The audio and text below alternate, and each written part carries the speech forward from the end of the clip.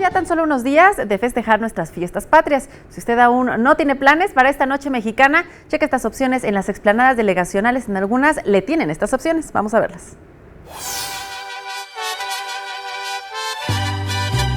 Las delegaciones capitalinas se preparan para celebrar este 15 de septiembre el 207 aniversario de la independencia de México. La demarcación Venustiano Carranza lo invita a partir de las 19 horas en la Plaza Cívica Adolfo López Mateos a disfrutar de las canciones de Adán Romero, Carlos Vargas, el Mariachi Son de mi Tierra, Leo y su orquesta de Hoy Guayacán, así como de un gran show de pirotecnia. El 15 de septiembre en la explanada delegacional de Tlalpan se presentará Astrid Haddad, Los Santaneros de Pepe Bustos y Carmen Cardenal.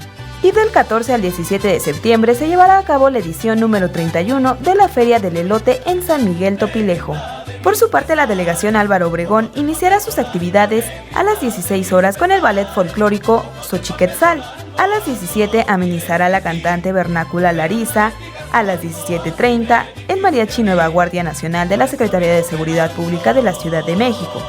Seguido a las 18 horas con 20 minutos del ballet folclórico Tepochcayotl.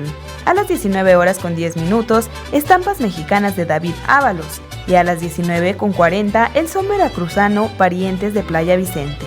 A las 20:50 la cantante Paloma Villa. El mariachi Gama 1000 amenizará la noche a las 21 horas con 30 minutos. Seguido de Willy González a las 23:20. Podrá bailar a la 1 de la mañana con la Sonora Maracaibo y concluirán las actividades a las 2 con el grupo Jimbao. No se pierda la oportunidad de disfrutar con su familia este 15 de septiembre de los diversos eventos que tienen preparados las delegaciones.